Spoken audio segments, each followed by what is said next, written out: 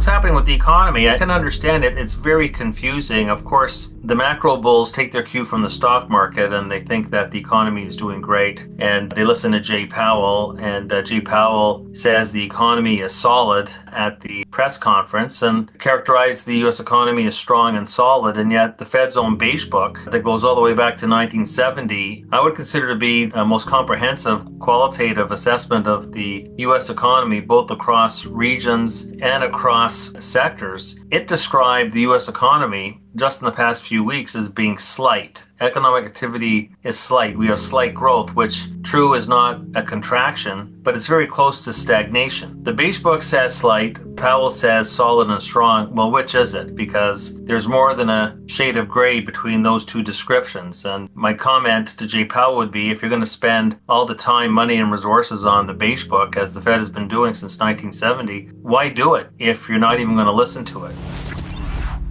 And I'd say that the broad survey data, look, we got, the Philly Fed index swung to pretty big negative. Most of the regional surveys, even on the services side, have been softening. Manufacturing is in a recession. And when we scorecard all the various surveys from in the private sector, it's consistent with an economy that's growing at a 1% annual rate, not 3%. So there's a huge gulf here between what's happening in the real world and what's happening in the BLS. I just say take the L out of BLS and that's what you got. The revisions are huge. The response rates to the first releases are at historic lows because of COVID and the slow small business response. I don't think you can put a lot of faith in the data coming out of the government. I'm not a conspiracy theorist. I'm just saying that there's a wider error term in the incoming data that everybody that still trades off of, including non-farm payrolls. I think the economy, put it this way, I think it's less weak than is commonly perceived. And my sense is that what we haven't seen fully play out yet are the policy lags. They are still kicking in. The damage the Fed did in 2022 and 2023 in terms of the economy resetting to a more elevated rate environment. This reminds me of that cycle when I was at Merrill in the mid-2000s. The Fed first started hiking rates in the summer of 2004, went from 1% to 5.25% over a 2-year span, much like they did this cycle. The Fed started tightening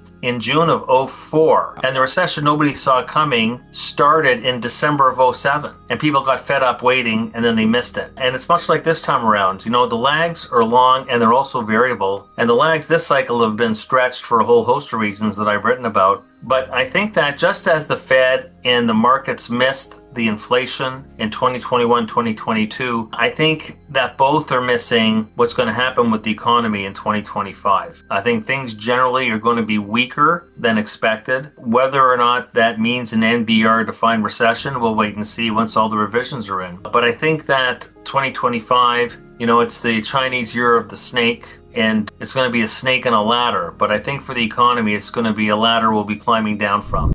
The thing about the Dow that's different from the S&P 500 and the NASDAQ is that it's very highly cyclical. The S&P has a lot of growth stocks. NASDAQ is all mega cap growth, but the cyclicality information is in the Dow and in the Dow transports, which have rolled over. And that's more or less fitting into my view that things are cooling off. Again, it comes down to that question about the recession. The industrial sector has been in a recession for the better part of the past year. And the one thing we know is that services sector that's hung in, well, the services sector services the production sector.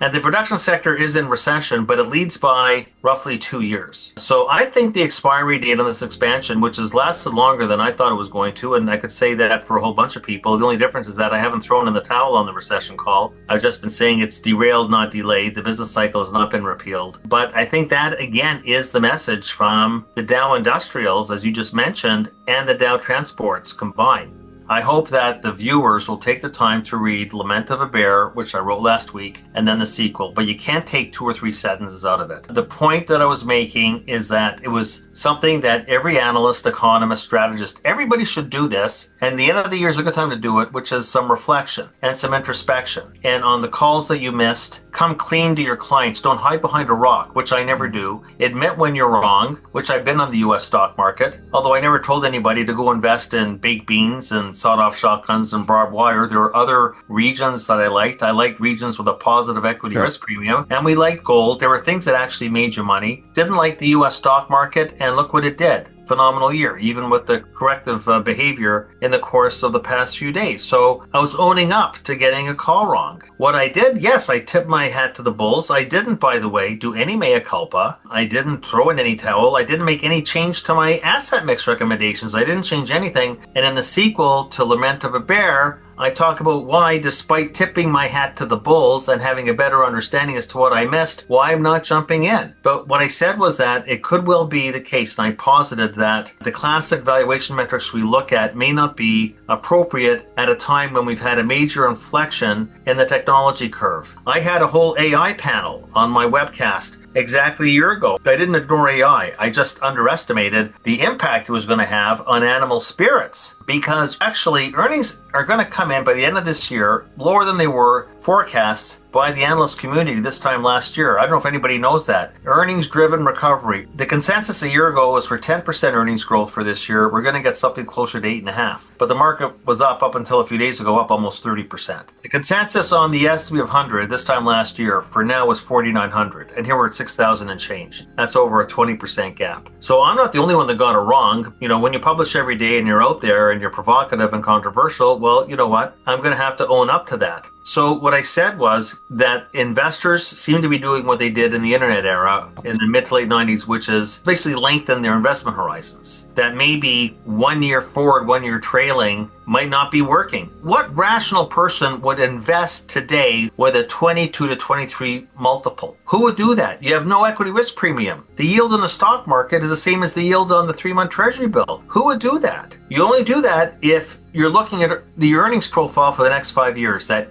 generative AI is going to be this massive game changer for productivity, the cost structure of corporate America, and profits. In my sequel, what I said was, yes, I said all that. However, we went back 100 years worth of data and found that indeed the earnings growth embedded in the stock market today is 20% average annual growth in profits for the next 5 years, which isn't impossible. It's happened before, but it's a 1 in 20 event. Okay. If you believe that the AI boom is going to generate 20% growth in earnings per year for the next 5 years, then I would just say to you, this market is for you. I don't believe it. So I'm in the Warren Buffett camp. This market is not for me. So in my sequel, I said, yes, I tip my hat that investors have lengthened their time horizons, but even on a 5-year basis, there is a lot priced in. And then you've got to ask yourself the question, which is, what does it mean to have the equity risk premium at zero? What is the market telling you? The United States is the only country that has an ERP at zero. And the market's telling you that equities in the United States, this is part of the American exceptionalism, equities are a riskless asset when the ERP is zero. When the ERP is zero, the market's telling you that the collection of companies in the S&P 100 are zero beta stocks. If you believe that equities are in the same risk category as the treasury bill market, if you believe that, then this market's for you. And by the way, there's people that believe that. I think that we have a lot, even on a long-term basis, there's a lot priced in the stock market. And look, if we miss the train, we miss the train, but there'll be other opportunities. I think it's going to be a pretty rough year for the major averages. I do believe the Fed will be cutting rates more than expected. I think bond yields will come back down. I am on a 12-month basis, like near term, I expect treasury yields to continue to go up. I think that we are in the overshoot right now. But our bond duration model for 2025, notwithstanding the near-term clouds, is very bullish. So I like treasuries. I think that the dollar DXY 108, I think that will be coming down. I think the BOJ will be pushed into raising rates during the winter. I think the Fed will come back into rate cutting mode. I think everything that we just saw in the past day, we talk about something else come March. So I like the weaker dollar, which means that I like gold. I like the bond bullion barbell, and we are long-term bulls on Japan for a variety of secular reasons. Japan remains the legacy of Abenomics continues to be a very positive tailwind for Japanese equities. There's parts of emerging Asia I like. You know, I think a lot of people turn bullish on China. China's got just too much geopolitical risk in the sense that they're the piñata for a global trade war. I want to be in Hong Kong, and we put actually a buy recommendation on Hong Kong earlier this year when the P multiple got down to 8. You have an 8 forward multiple in the Hang Seng and a 22 multiple in the S&P. The low that we had in the summer of 1982, that was a launching pad for a 20-year practically uninterrupted bull market. So, you know, there's parts of emerging Asia, including Hong Kong, that we like very much. And outside of that, you have to just pick, your sectors. Defense, aerospace, military spending is going up everywhere. That's got visibility. But I think that we're going to go into a year, the consensus now swung towards higher rates. I'm still firmly in the lower rate camp. And so as yield becomes more scarce, you want to find ways to derive yield in your portfolio. So whether in the stock market, utilities, pipelines, and I would say telecom services, which had a banner year. And I think that the financials, I think the banks, which of course is much of a no-brainer that there is, that they'll benefit from the M&A boom that we're going to see and the deregulation is going to be a huge tailwind. So I think that there's sectors that I do like in the S&P, but overall I'd be very conservative. And more important than what your view is on the market is make sure that your composition within the S&P 500 is low beta and low cyclical, in the sense that I don't want to have a lot of economic sensitivity, because I think the economy is going to underperform expectations.